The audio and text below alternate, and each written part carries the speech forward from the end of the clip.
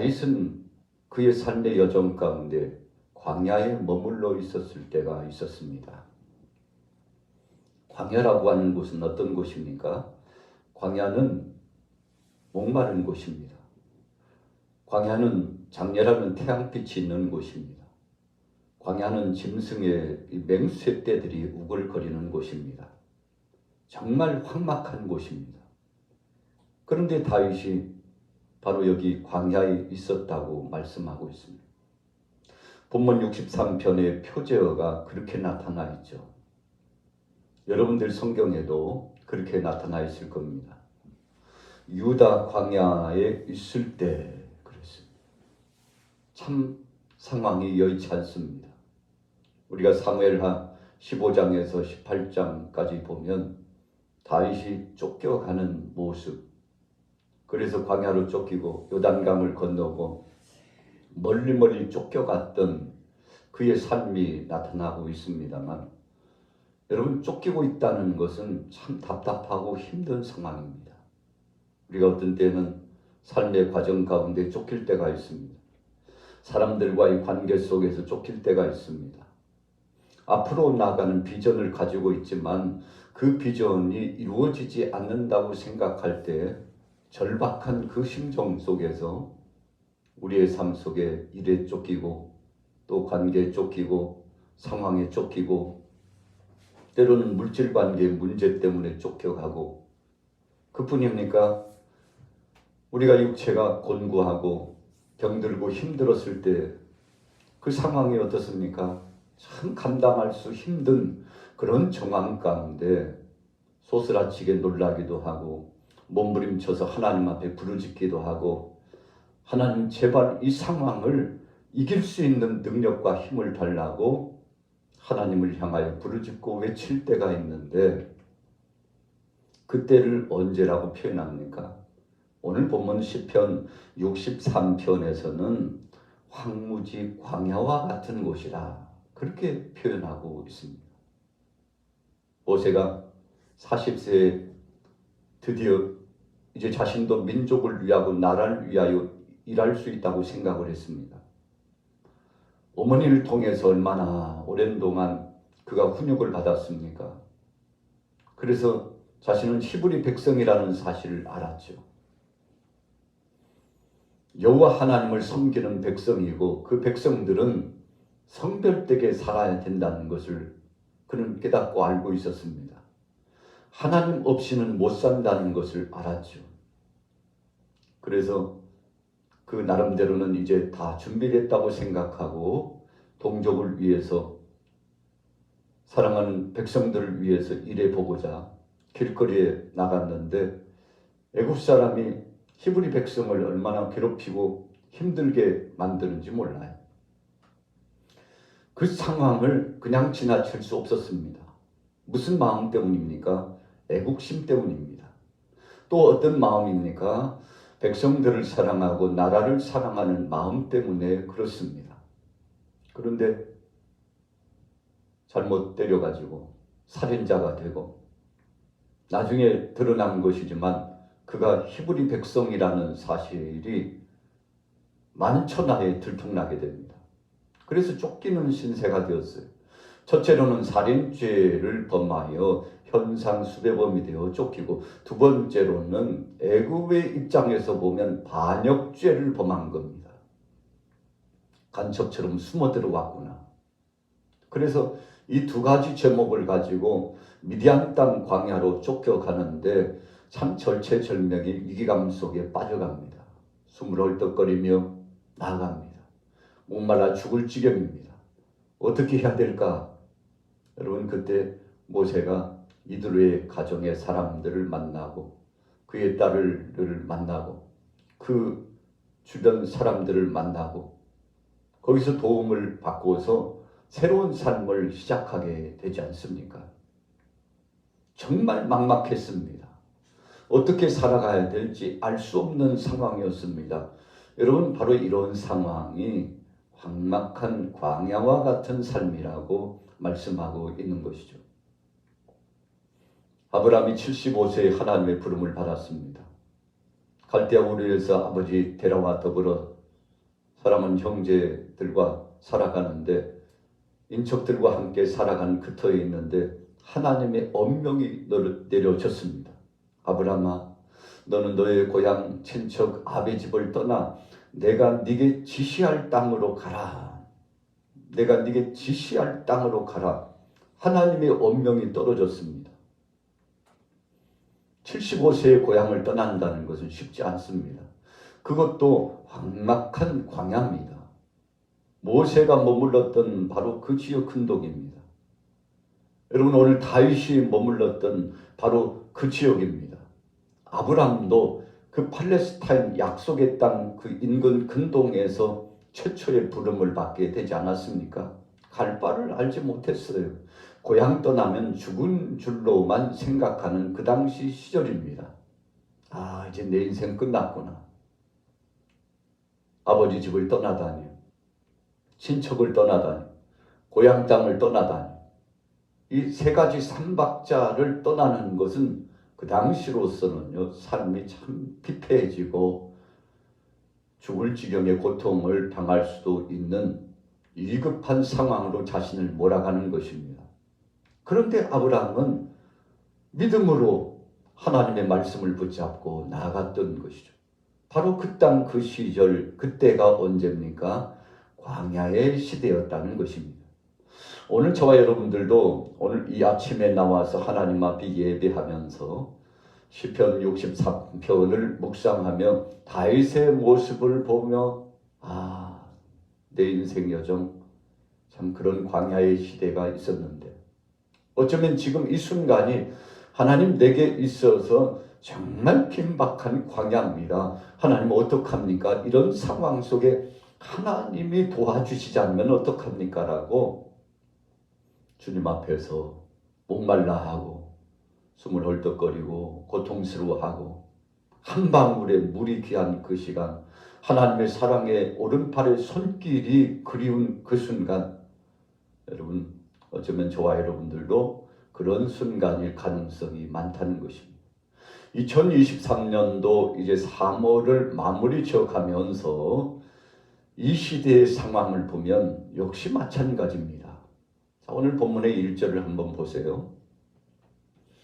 하나님이여 주는 나의 하나님이시라.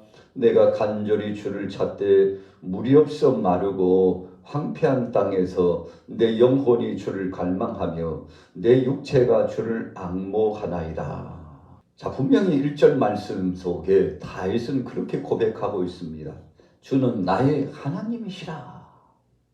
모세가 하나님 앞에 부름받아가지고 이제 쓰임 받을 적에 그의 나이가 80이 되었죠.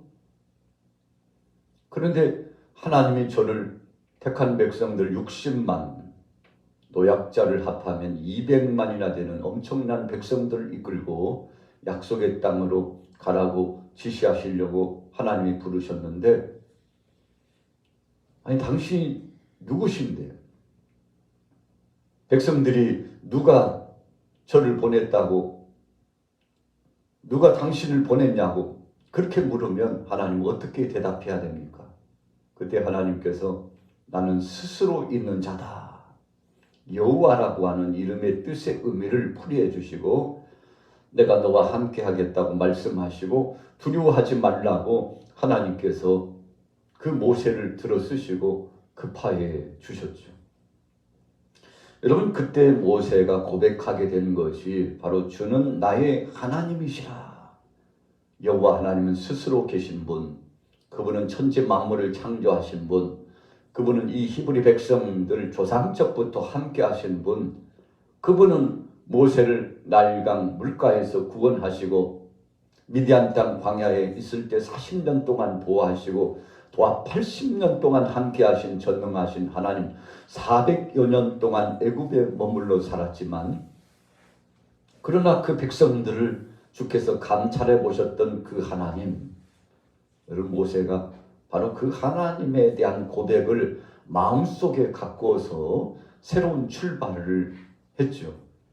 그래서 담대하게 백성들 앞에 갈 수 있었고 또 바로 앞에 가서 10가지 재앙을 나타낼 수 있었던 거 아닙니까? 하나님이 해주셨죠. 하나님이 파송해 주셨죠.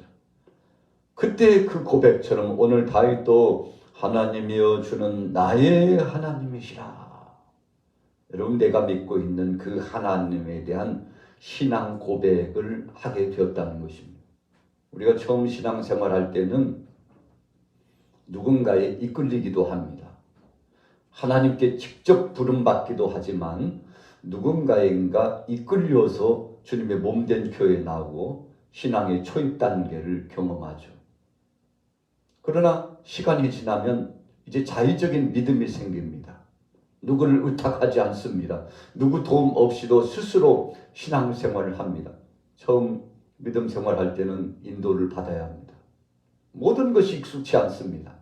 찬송도, 기도도, 말씀도, 예배하는 그 상황도, 환경도, 사람들과의 만남조차도 두렵습니다.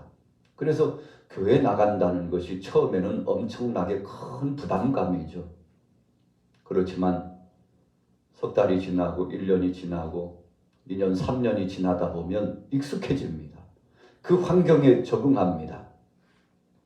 거기다가 하나님의 말씀이 우리 속심령 속에 들어오면 그 말씀의 은혜를 누리고 감사하기 시작합니다. 여러분, 그래서 은혜에 젖어서 살아가게 되는 것이죠. 자, 신앙 고백을 할 수 있게 됩니다. 누가 뭐라고 해도 어떤 상황이 돌입해 닥쳐도 흔들리지 않는 믿음을 가지고 성숙한 신앙인으로서 살아가게 되는 것이죠. 오늘 다윗이 1절 말씀에 그런 고백을 하고 있는 겁니다. 자, 1절 중반절에 보세요. 내가 간절히 주를 찾되, 그냥 찾는 것이 아니라 간절히 찾는다고 했습니다. 물이 없어 마르고 황폐한 땅에서 내 영혼이 주를 갈망하며 내 육체가 주를 앙모하나이다. 여러분, 광야의 특징이 제가 서론에 말씀드렸잖아요. 물이 없어요. 맹수떼들이 우글거려요. 장렬한 태양빛 때문에 어쩌면 조금 있으면 죽을 것만 같은 긴박하고 목마름과 그리고 자신 안에 들어오고 있는 절망감이 몰려와서 때로는 고독감이 몰려와가지고 야, 이러다 광야에서 나 죽겠구나 이런 생각이 들 수 있다는 것입니다. 오늘 다윗이 1절에 적절하게 표현하고 있습니다. 내가 간절히 주를 찾되 물이 없어 마르고, 주님을 찾긴 찾는데 물이 없이 마르고 황폐한 땅에서 내 영혼이 주를 갈망하며 내 육체가 주를 앙모합니다. 여러분, 특징적이고 다윗이 그래도 믿음의 사람이라고 평가 상향되는 모습은 바로 1절 후미의 대목입니다.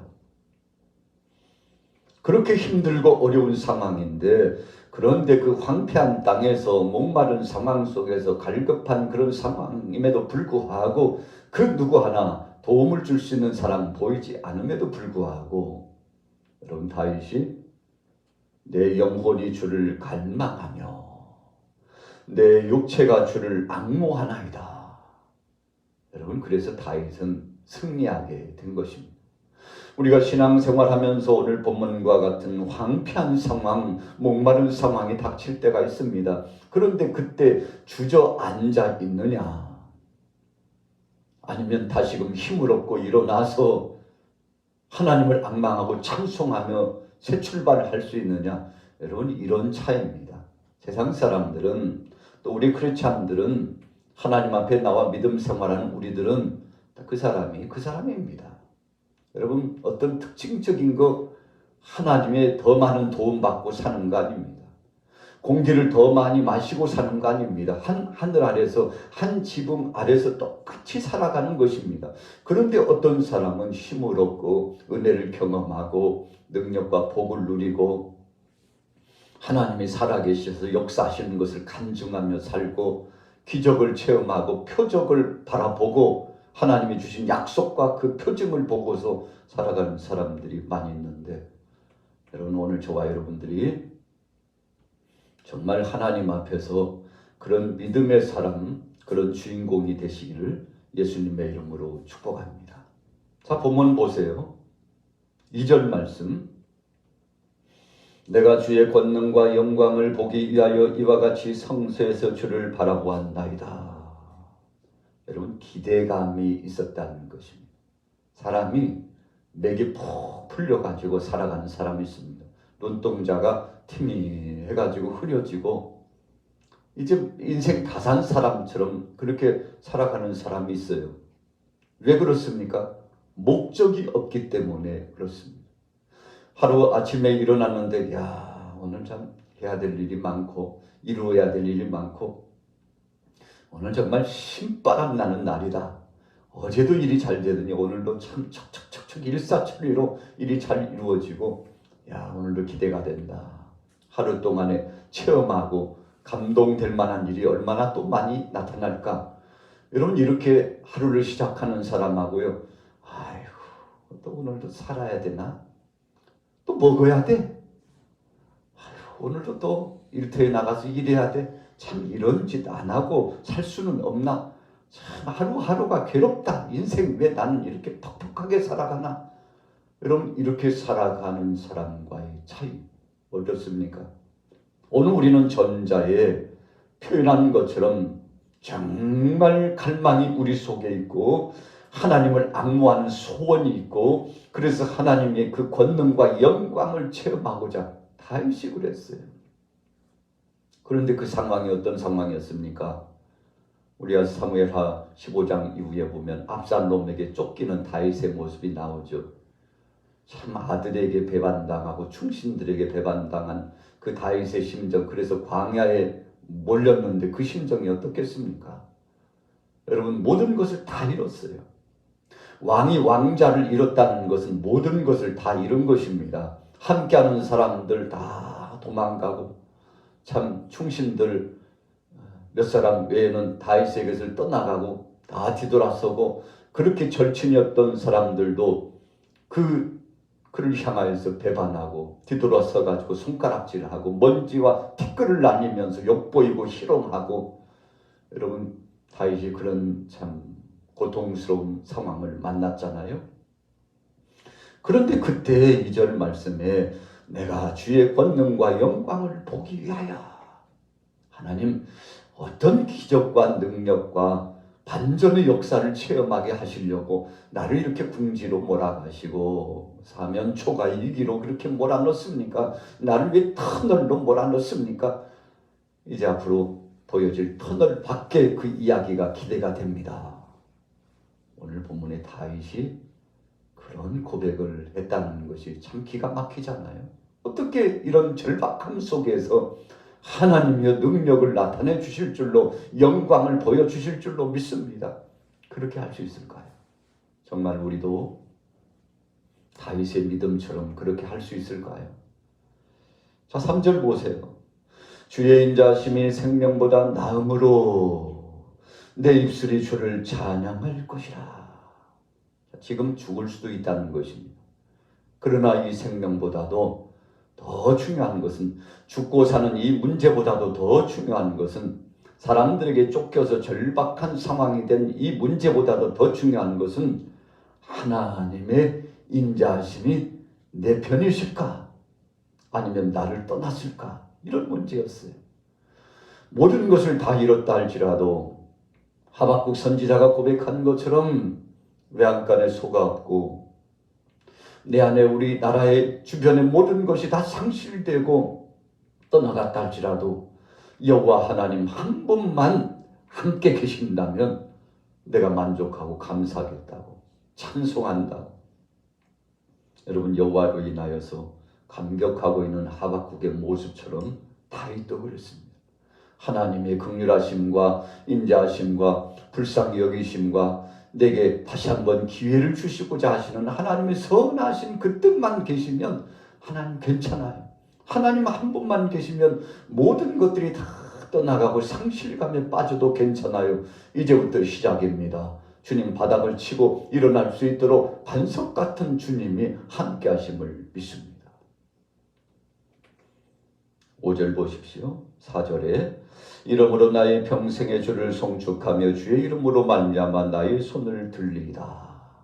손을 들었다는 것은 하나님의 도움을 청하는 것입니다.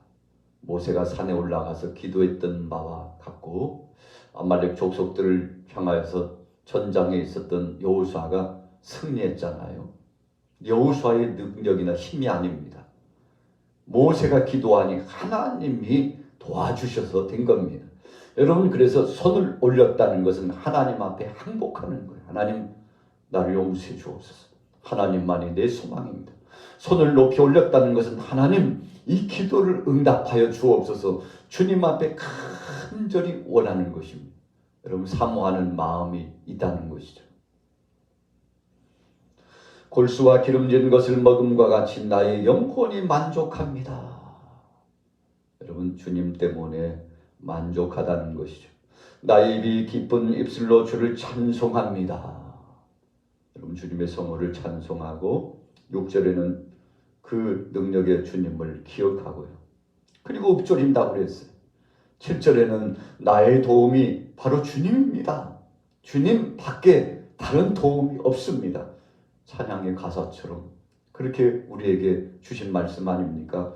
8절에는 나의 영혼이 주를 가까이 따릅니다. 주의 오른손이 나를 붙들어 주옵소서.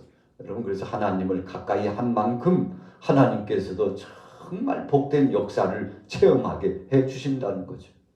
나의 영혼을 찾아 멸하려 하는 그들은 땅 깊은 곳에 들어가며, 여러분 9절부터는요, 하나님이 원수들을, 적들을 어떻게 치시고 원수 갚아 주실지를 말씀하며 고백하고 있죠.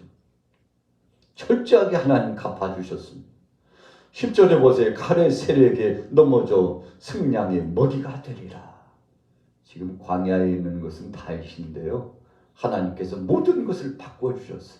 다윗을 구원해 주시고, 다윗을 높여 주시고, 다윗의 그 왕권을 회복시켜 주시고, 나라를 평탄케 하시고 평화롭게 하시고, 여러분, 그래서 모든 것들이 다 돌아왔어요. 떠나갔던 것이 돌아오는 것을 회복이라고 그러지 않습니까? 하나님이 회복시켜 주었습니다. 몸도 강건해졌습니다. 정신과 영혼, 바로 육체가 주님 앞에서 담대하게 설 수 있는 그 은혜를 경험하게 되었죠. 결론입니다. 11절에요.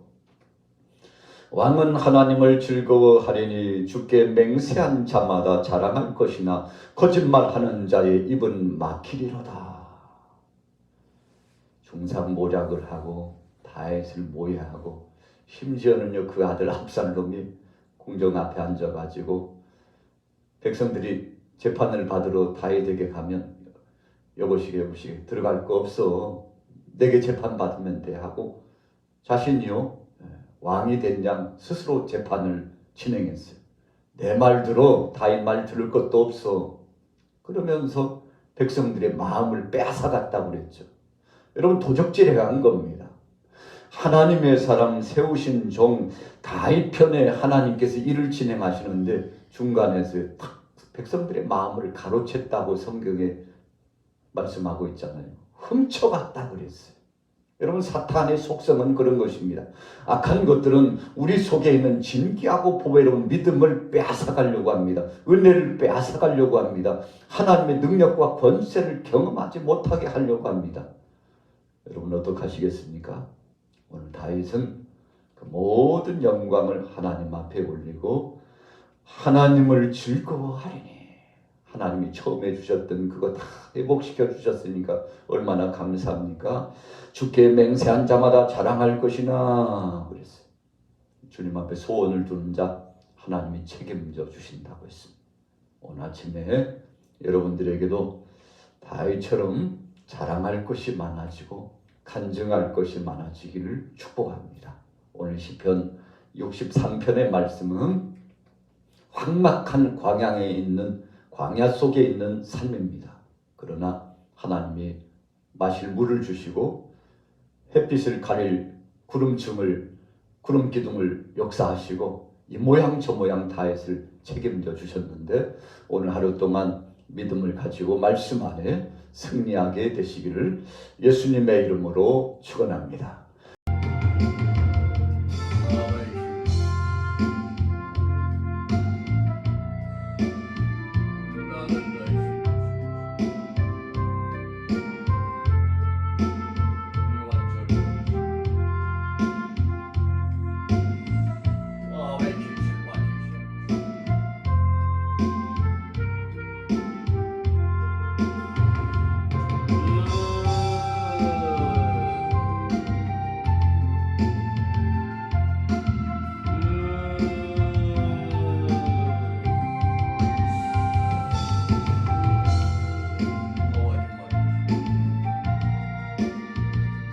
네.